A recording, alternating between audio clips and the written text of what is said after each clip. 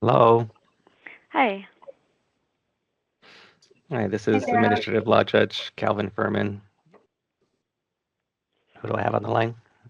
this is Sarah Chapman. Okay. Ms. Urshley, this is going to be your next witness. Yes. Hi, Sarah. Uh, Hi, Oh, Erica. I will note that the witness is calling in.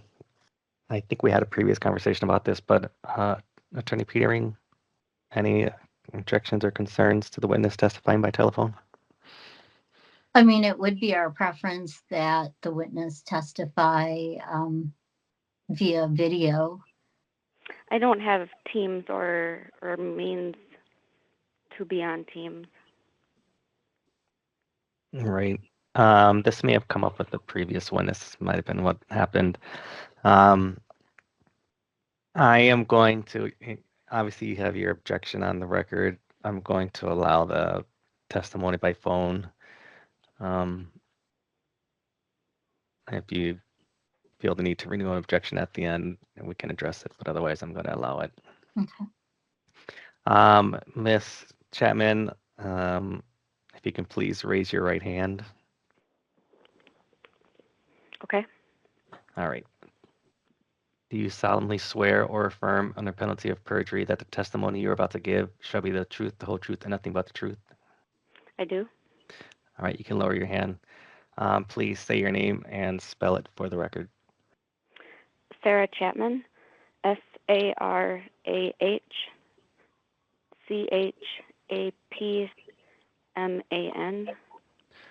All right, Ms. Chapman, this is being recorded for purposes of maintaining the record. So I know you can't see it. I just want to let you make sure you're aware. So I see a red dot in the corner for me. Ms. Urshley is going to ask you some questions.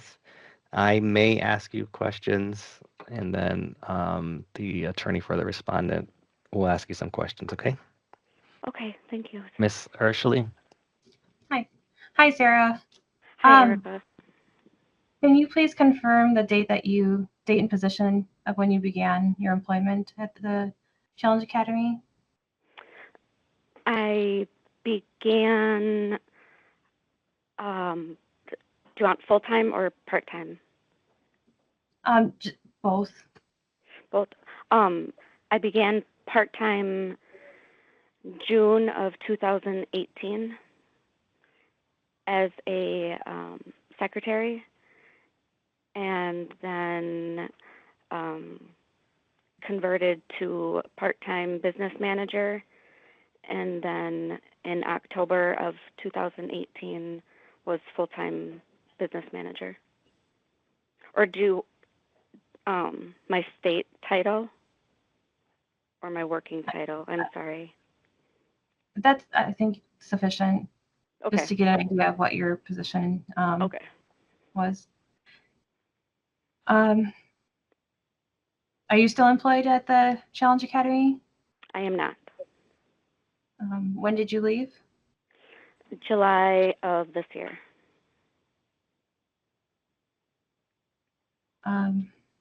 If you were still employed at the Academy, would you feel safe from retaliation by testifying today? Objection No. to relevance. Yeah, I'll go ahead and sustain that objection, Ms. Urshley. Go ahead and continue your testimony or questioning. Can you please describe what the work environment you experienced was like? Objection to relevance. This is not about Miss Chapman's claims with the ERD. This is about Miss Urshley's. So I'm just going to make a standing objection as to any questions regarding Miss Chapman's experiences in her employment. All right. I will note the objection. I think for now I'm going to overrule. Let her answer. Can you repeat the question, please? Can you please describe what your work environment was like at the Academy?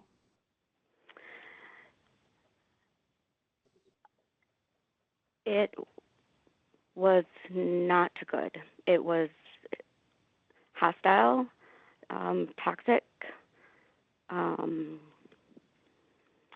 to the point where I was having medical issues and on FMLA. I'm sorry to hear that. Do you have an idea of what may have caused that? There's harassment and bullying was commonplace, and policies only applied to some people, not everyone, and interpretation of them as well. And yeah.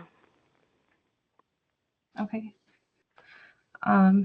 That's sort of what I was going to ask next. Did you notice any difference? This applies specifically for me. Did you notice any differences with the way I was treated at the academy versus my colleagues, my coworkers, Amy Ritter, Julie Katona, and then Amy Lutke and Ken Wiesman?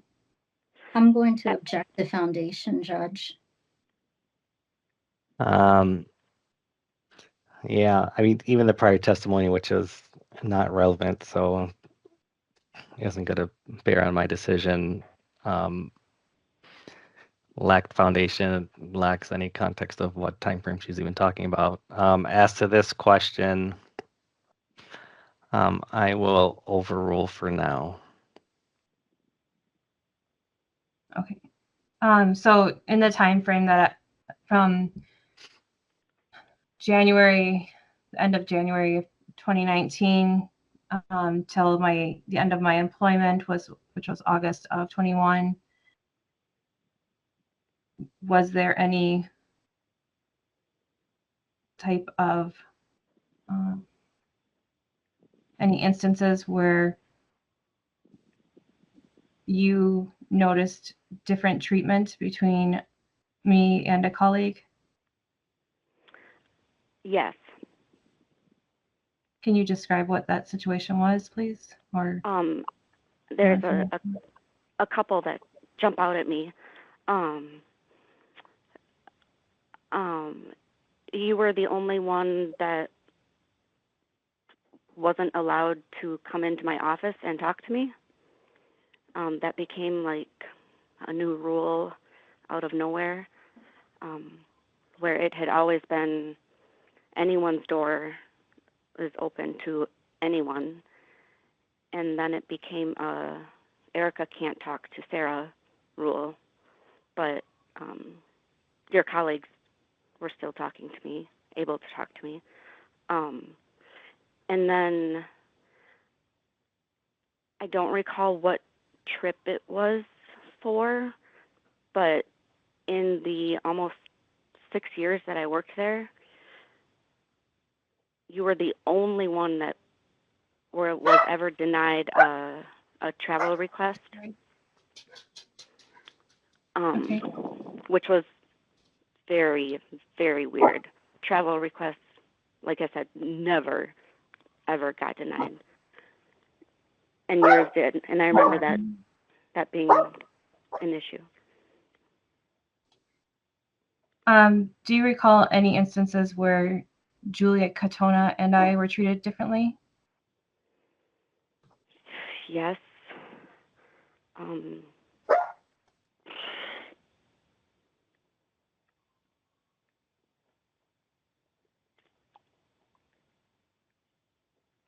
trying to think of like a specific example, because I know just saying overall isn't sufficient.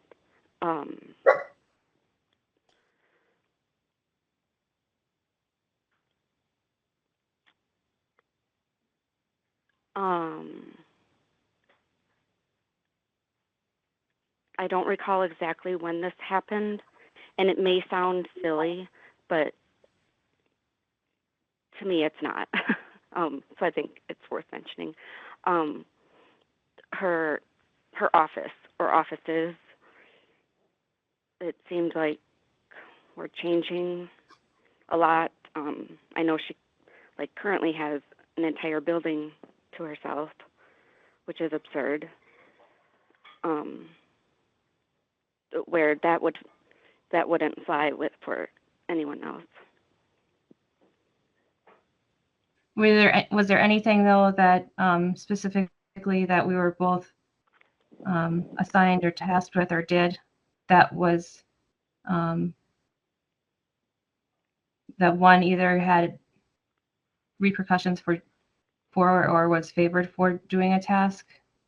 Oh, I'm absolutely. gonna jump in, yeah, because Objection leading.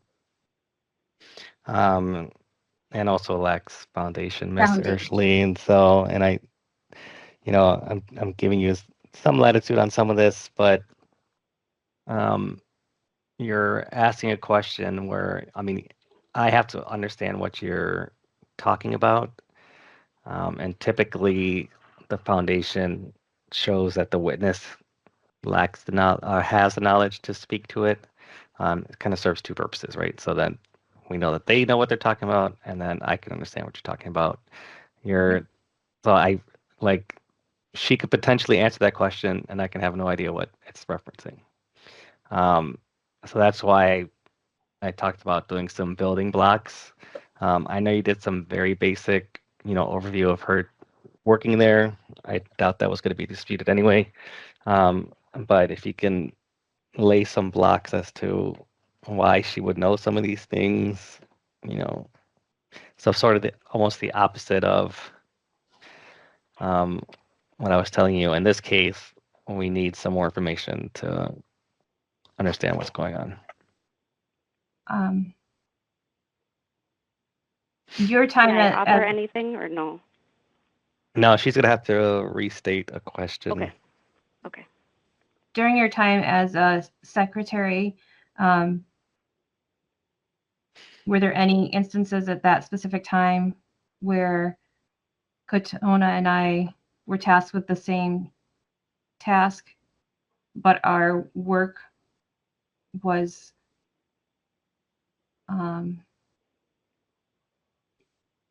one was more complete? Or I don't know how to. Well, Maybe and you still have that same foundation issue for me anyway, and maybe the respondent would have objected. So what, from my perspective, I don't understand how she would have a basis of understanding what that difference in job assignments is, for example. Is it because she's the secretary? So, I mean, obviously, and she wasn't here for prior testimony, but I know from prior testimony kind of what the secretary did. But yeah, there needs to be some kind of fleshing out of that. I'm not sure how to word it, but there's overlap between the admissions department and the secretary department, and so we transfer files over. Okay, I'm going to object to Ms. I can just Ershley skip this question. testifying on behalf of her witness. Yeah, I understand. So, Ms. Ershley, and in a situation like that, right, if you want the witness to give you information, then you ask that question. So in a case like that, right, if you want to be able for her to talk about receiving files, then you could have asked the question, what was your interaction with the admissions department? And then she can explain it. And depending on what she says, does that include you reviewing any of the files that we had? And then she can answer it, right? But right now you want to jump to something where I don't know if she's actually going to have knowledge of that information or not. Time frames. I don't know if you want me to jump in, but then at the same time, again, I don't know your case. I don't know what's going on here. And I know there's concerns about relevance, and I'm sure that there is a lot that's not going to be relevant. I'll try it one. If I have no knowledge of something, I'm confident in just simply saying that. Right, but you may have knowledge of something, Ms. Chapman, that I won't know how or why you have that knowledge, and that can be equally as Okay. important. So, I'm sorry. because I wasn't understand. there, right? I was, I'm trying to find out what happened, right? Okay. For better or for worse, whether there's discrimination or no discrimination, trying to find out what happened. So, and then also it provides clarity to you as the witness, because sometimes a question might be so vague that you might be answering it one way and the person asking you thinking you're answering a different question. So there's clarity issues. There's a lot of concerns. So that's the only reason why. So while I say we don't follow rules of evidence, generally speaking, it's important that we understand facts and can tie them to specific things. So Ms. Ershley, if you can clarify. I'll Okay. try one more time, and then if not, we can just disregard it. So the admissions department, after a class would come in, we would transfer files, not only physically but also digitally to the secretary. Do you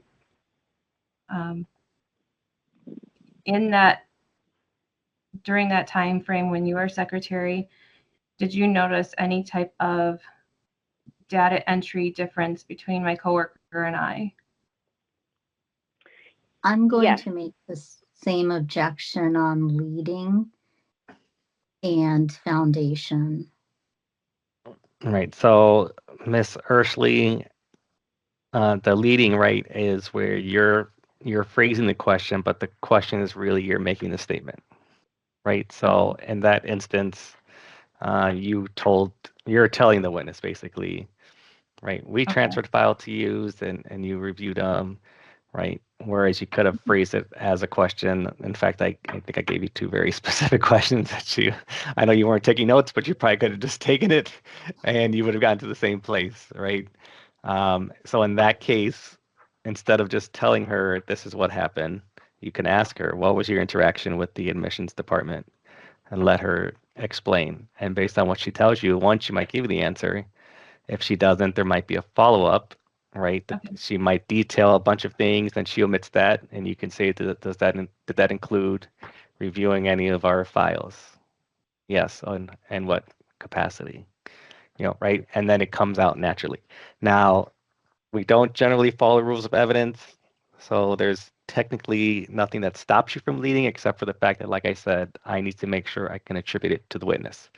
So the more facts you give, the less facts I can attribute to the witness. And I assume you want this witness to testify. So generally speaking, specific but open-ended questions that the witness can testify to. Okay. There may be some yes or no questions, obviously, but it's typically not going to be the you did X correct, then you saw Y correct, because basically all it is you're testifying. Does that make sense? Yes. All right. Did your position require you to work with travel requests? Yes.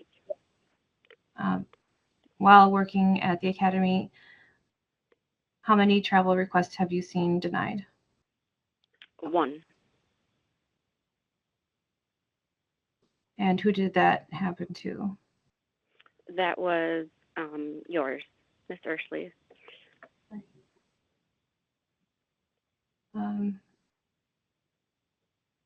Have you personally observed, experienced, or been aware of any instances of unfair treatment of employees?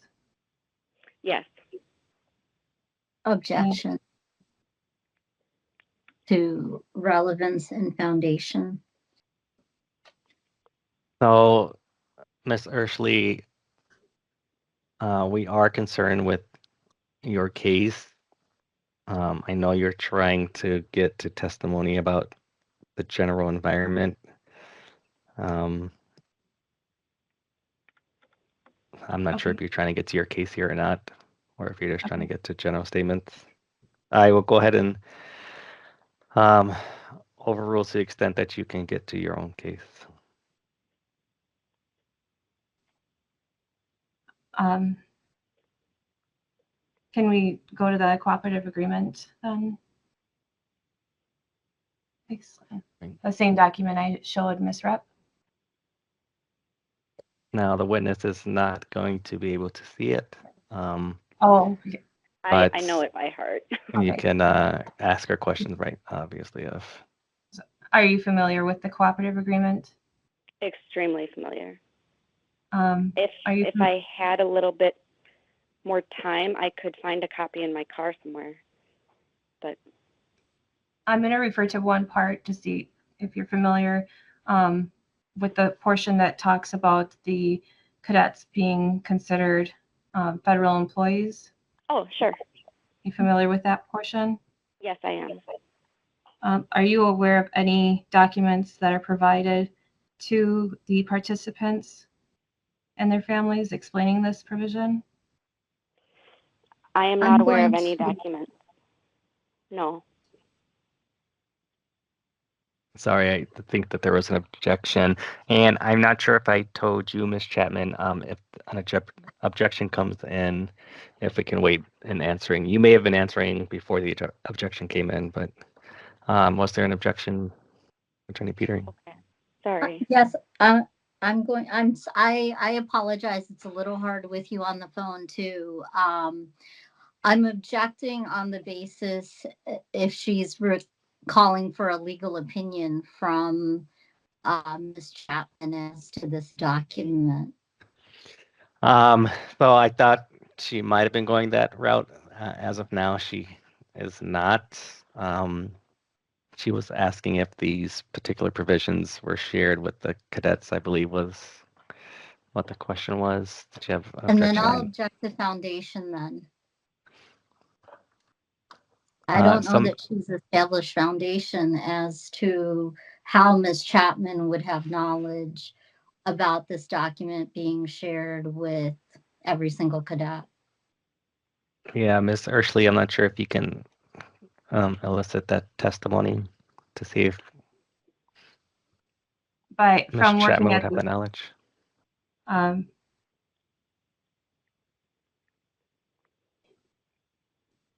So let's see. Ms. Chapman, were you required to read this document? Yes, I was. And also, I had to go to specifically a cooperative agreement training, an intensive 3-day course. And was, yes, required to know that document inside and out for inspection purposes mostly. Okay. And as part of that process, were you, is the academy supposed to provide this documentation to the participants? I believe the question in the inspection is if they are informed. Do you believe that the participants are informed? Pardon? Do you Objection. believe? I'm sorry, finish your question, Ms. EIRSCHELE. Do you believe that the participants are informed of this information? I have never witnessed it. I only know that for the inspection purposes, it was in, I guess you would say, my portion of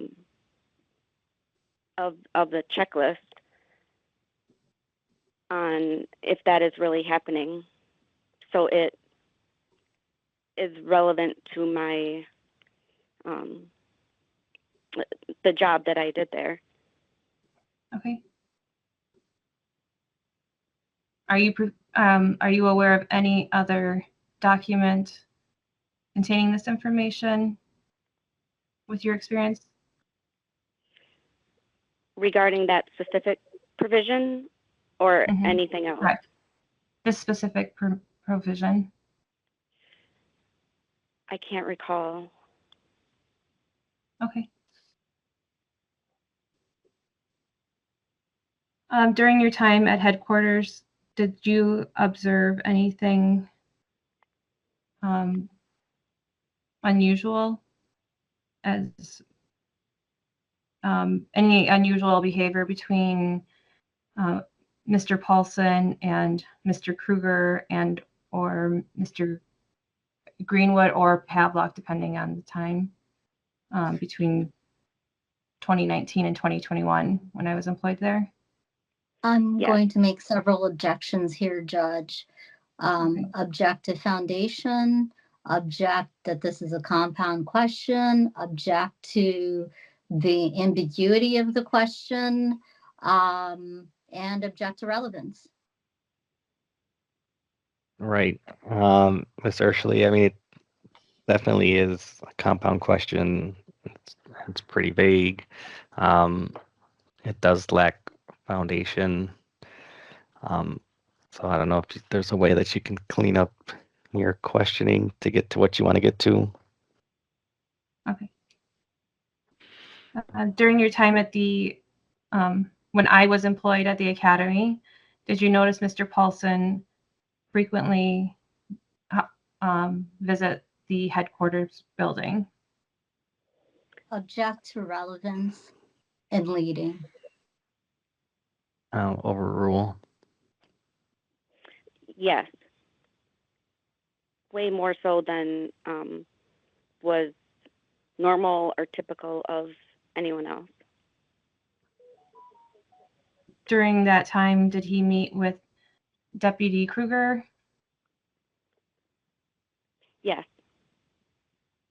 And how frequently? Oh, daily. How long did the meetings? Assuming Mr. Krieger was in his office. I'm sorry. Okay, sorry. How long did the meetings last, approximately? Objection More to than foundation. I'm sorry. I'm sorry, I made an objection as to foundation. All right. I will overrule. But Miss Urshley, I'm not sure if you're getting to the most relevant of information, but I'll go ahead and overrule. Okay, so I can answer. Yes. Right. More than would be required to complete any work that would have. What am I trying to say?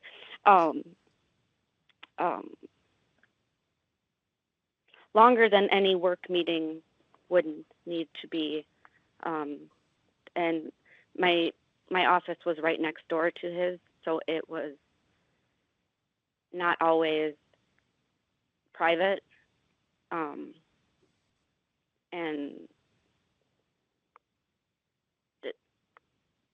there was a lot of not work going on as well, or non-work. I'm sorry. Did Mr. Paulson also meet with the director, either Director Greenwood or Pavlock? Yes. Was it as frequent as with D.D. Kruger? With Greenwood, I would say not as frequent, but with Pavlock, yes, almost more so. Okay.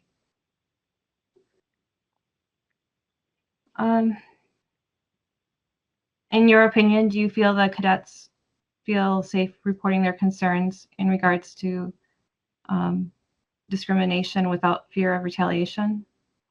No.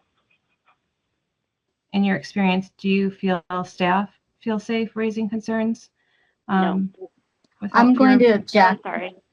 I'm objecting to this line of questioning on the basis of relevance. Yeah. So Miss Urshley, both those questions are really not going to be relevant. I mean, I don't strike anything from the record, but it's not going to have any bearing on the decision.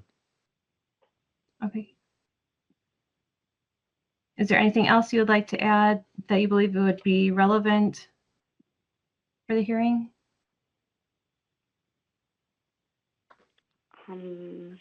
That's the worst question ever, Erica. No.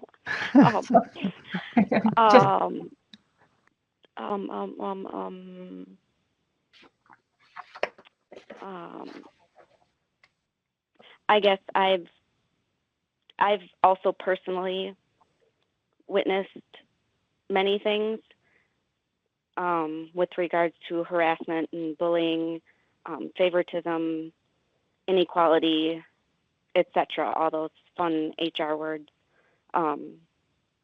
Unlike Erica, though, I have no fight left in me.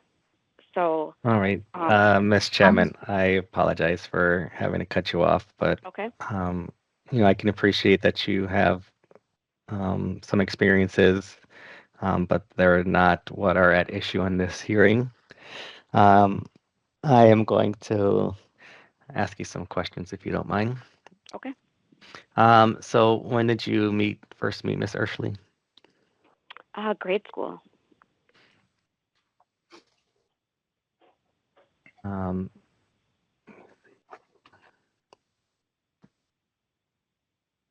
how often would you interact with Miss Urshley at the academy during her employment? Almost every day. I'd say every day. Would that interaction be in your office building, in her office location, or someplace else?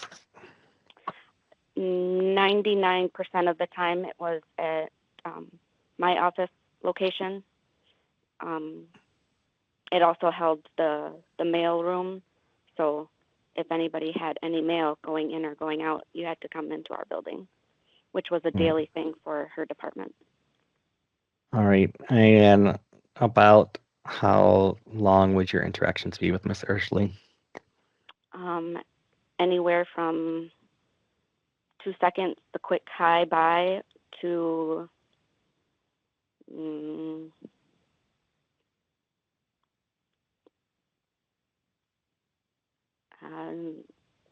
over half hour maybe.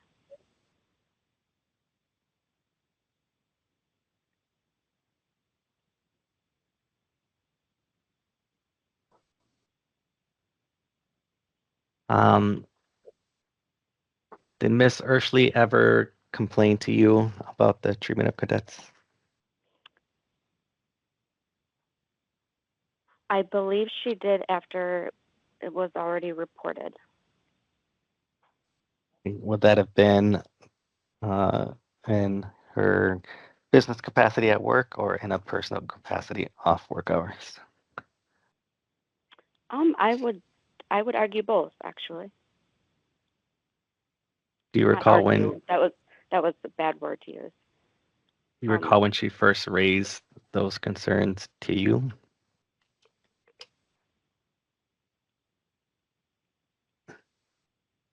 I'm trying to dig back in my memory. I don't recall exactly. All right. And then what, if anything, did she tell you the first time, if you recall?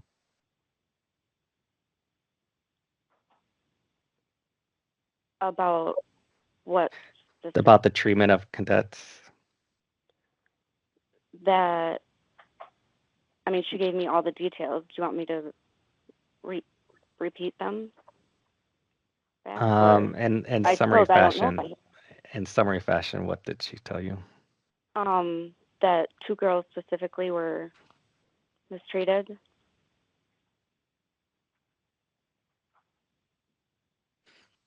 All right. And did Miss Urshley detail what, if anything, she did with that information? Reported it to, was it her supervisor or the cadre? Or I recall that it was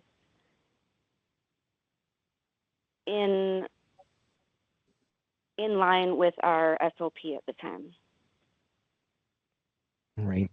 And what was your understanding of the type of mistreatment to the cadets? One, I believe, was the governor had shut down like all businesses because it was insanely cold, and one was forced to use a porta potty, and then they were kept in not heated buildings.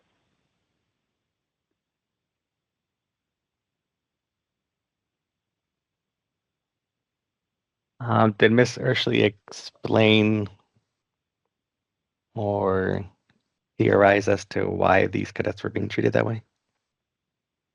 I believe they were both African American. All right. And did Miss EIRSCHELE believe that they were being treated that way because they were African American? Yes.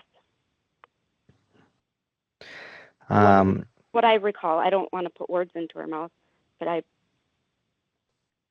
if I recall correctly.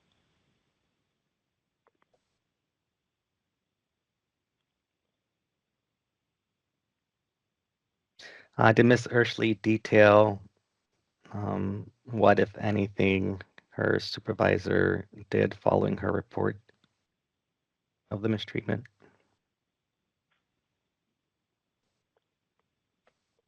I feel like yes, but I don't specifically recall what. We've talked about a lot of things on and off the clock, and my memory is not its best.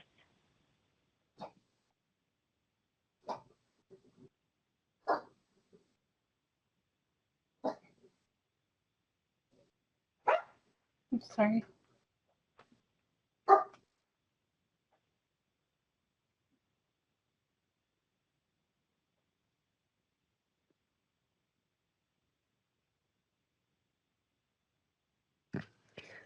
I'm not going to have any other questions. I don't know, Miss EIRSCHELE, if you feel like you have to ask other questions.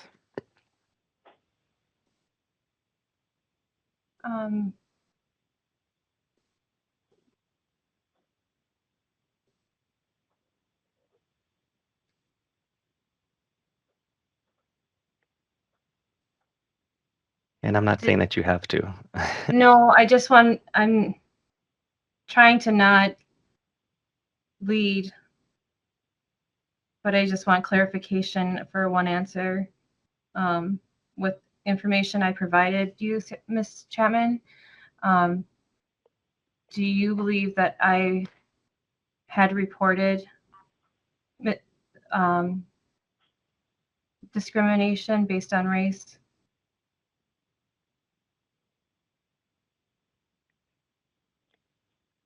About the treatment of those two Yes. girls? I'm going to object to the form of the question.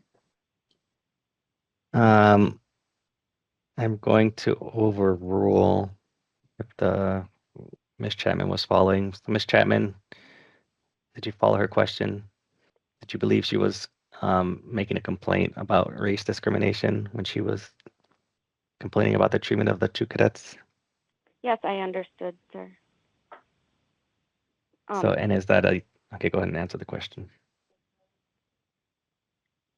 Sorry. So my answer is still yes. Okay. Mr. EIRSCHELE? I believe that's it. All right. Attorney Petering, would you like to ask questions? Yes, please, Judge. Ms. Chapman, so you began your employment part-time in June of 2018 as a limited term employee secretary, is that correct?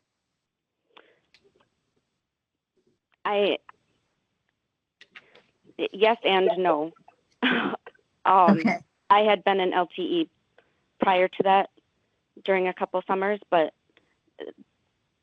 June of 2018 was when I started,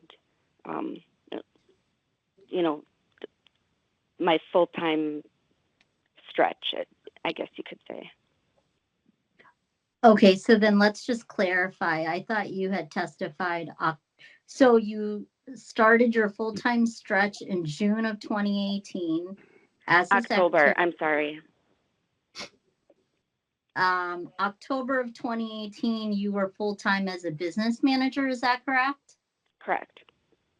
Okay. So can you please describe your job duties as a business manager? I was solely in charge of developing and managing our $6+ million budget, as well as handling all travel requests and 20+ P cards, purchasing credit cards, handling, managing, and projecting payroll, as well as being 90% of responsible of inspectable items for when we got inspected and audited.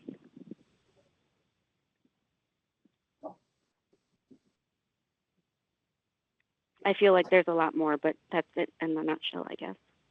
Thank you. I appreciate you describing that. And in terms of handling travel requests, at what, if we were to look at a chain of individuals who have to approve travel requests, where are you in that chain, Ms. Chapman? So I'm on the chain between, it's in our SOP, it's not on the official travel form, which is why it might be confusing. We had always talked about getting it changed, but anyways, to answer your question, the employee signs it, the first line supervisor signs it, and second line supervisor, if any, signs it, and then it's turned in to me, where I simply double check that the T's are crossed and I's are dotted, and that all the documentation is still there, the paperwork adds up to the dollar amount, and then I double check that we actually did have the money for this training request. If we did not have the training request, then I would give it back to the employee or their supervisor. If we did have the funds, then I would forward it to Madison asking for further approvals. That was my role in the travel request process. So once it goes on to Madison, what knowledge do you have on whether the request is approved or not? Because I need all approved travel requests for multiple reasons. The biggest one being I handled all of the receipts, which need to be accompanied with the approved travel request.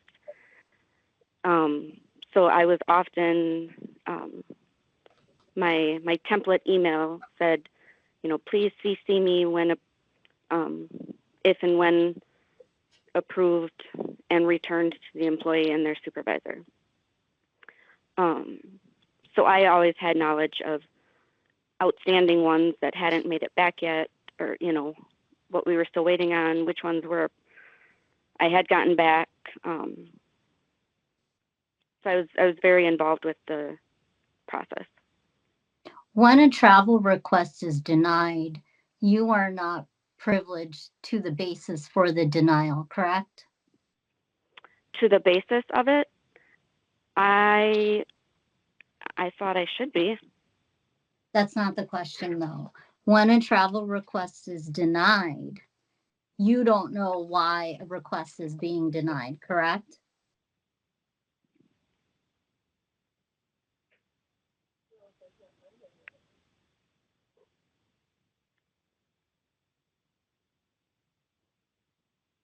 I do not recall. Do you work in HR? No. So it's fair to say then that you do not have details or information regarding personnel matters, correct? For the most part, I would say that's correct.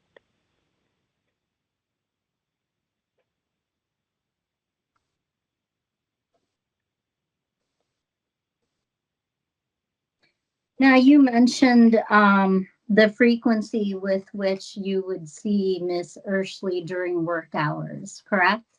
Mm-hmm. Yeah. And you said sometimes it would last 2 seconds. The frequency of interaction, sometimes it could last 20 minutes. Is that correct? That's correct. And was that during your work time?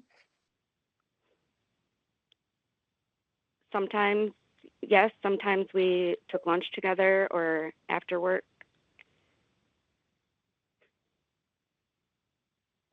Now, you mentioned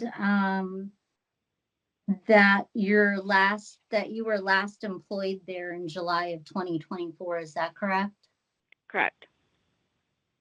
And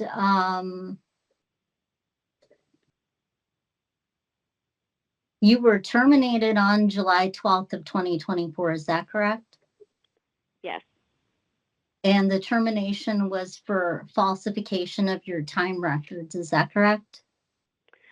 No, the allegations of falsification on my time records.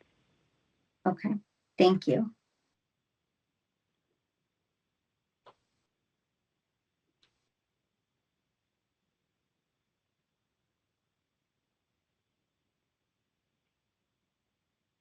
If I could just have a moment, Judge, I'm just going to go through my notes.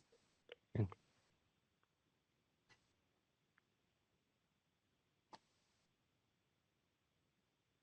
I don't have any further questions.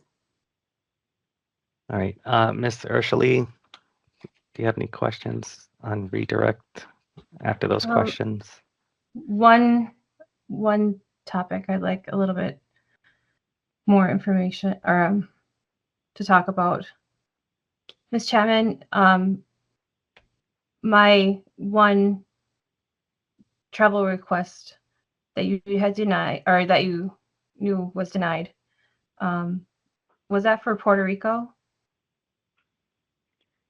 I don't recall which one it was to, Erica. Okay, it's okay. Was it to Hawaii? There were Or two, Puerto- but I don't recall. I'm sorry. that's okay. It's okay.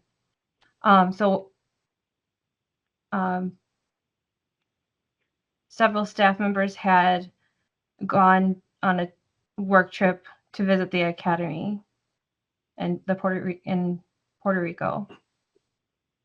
Can you tell me about any travel? Can you tell me about their travel requests, please? Objection on relevance.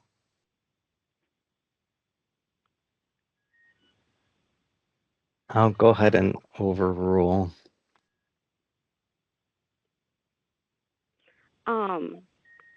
I recall that trip being very much talked about, because one person had just started, like, I think that week, or the week prior.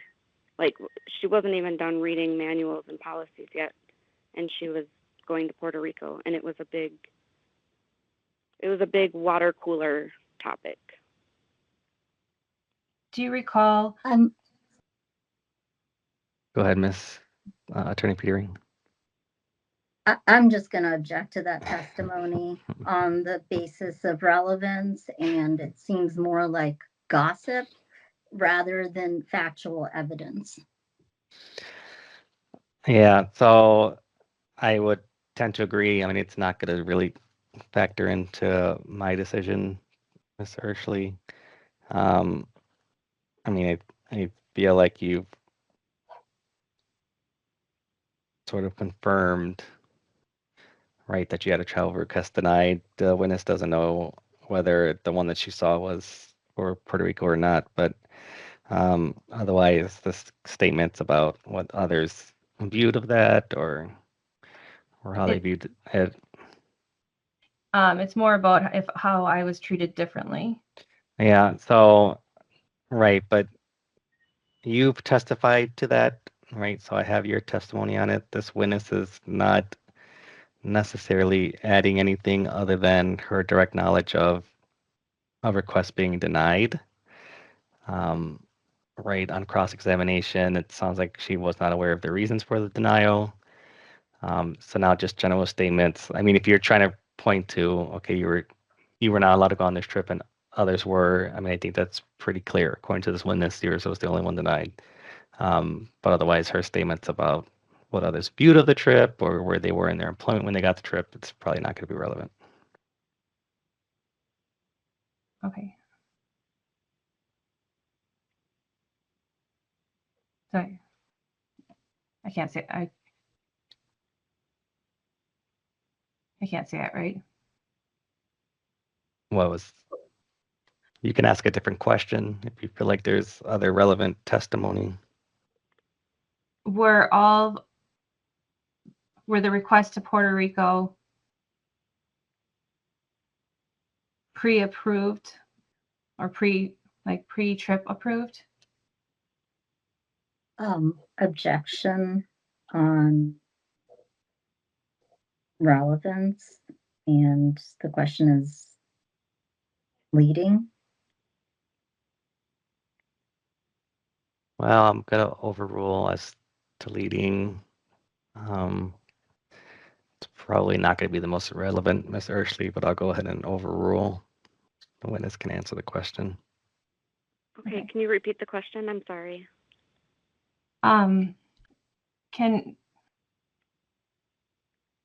Were all the travel requests to Puerto Rico pre-authorized pre-trip? I don't believe so, which is against policy.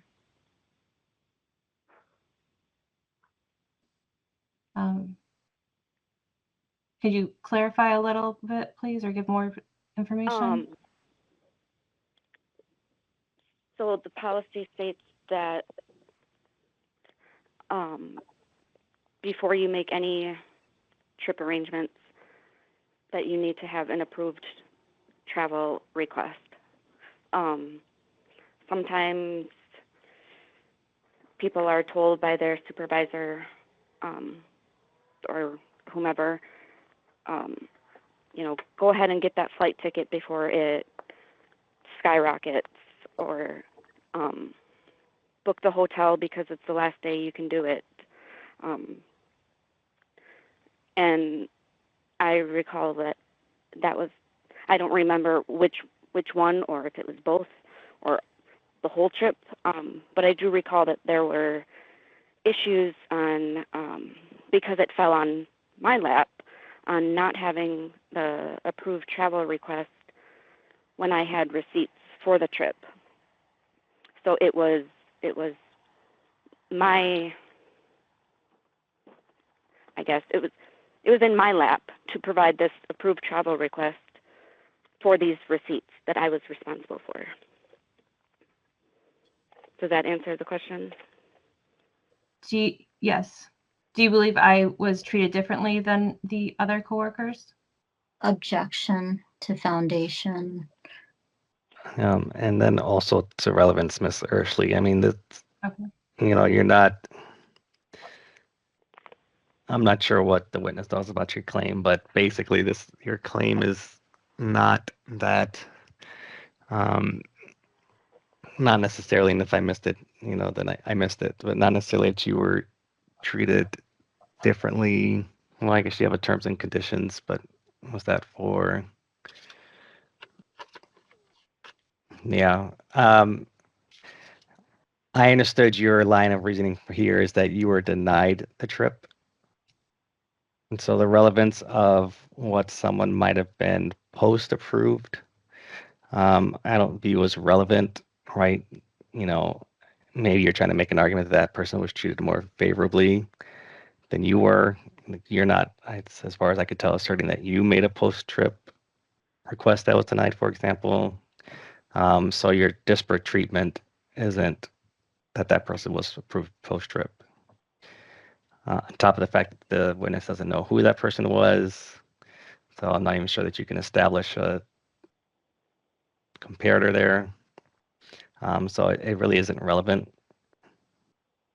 Okay. Okay, that's the end of my questions. All right.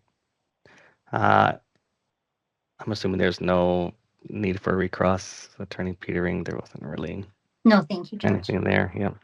All right, Ms. Chapman, I thank you for taking time out to come and Thank you. testify. And again, I understand that some of it may have seemed limited, but we're dealing with Miss EIRSCHELE's case, and you might have experienced other things, and they're not part of this hearing necessarily. Understood, sir. But I still thank you for taking time out. Thank you, Sarah. All right. Absolutely. Thank you. Take care. Yep. Bye.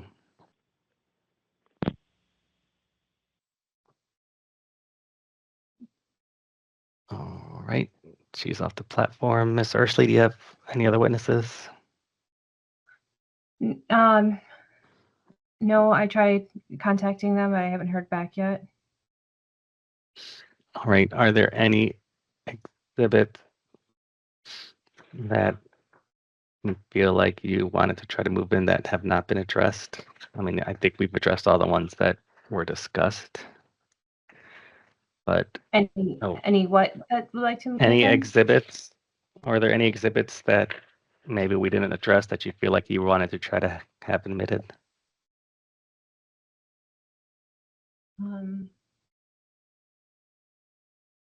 I don't believe off the top of my head anything I have noted. Okay. All right. So then at this point, your case, your principal case will be closed. There may be an opportunity for rebuttal testimony based on how the respondent's side of the case goes. But otherwise, now we would typically switch over to the respondent calling whatever witnesses they want. Same process, they question their witnesses. You have an opportunity to cross-examine witnesses. So whoever they call, you can question as well. Okay. It is 3:30. I am inclined to say we adjourn for the day and move to respondent's case in the morning. Yes, Attorney Simcox. Your Honor, we won't be calling any witnesses. We got what we need through Ms. EIRSCHELE. I would ask if there's time that we Do closings? do closings today. All right. Are both parties fine with closing statements? That's my preference. I Yes. believe so. All right.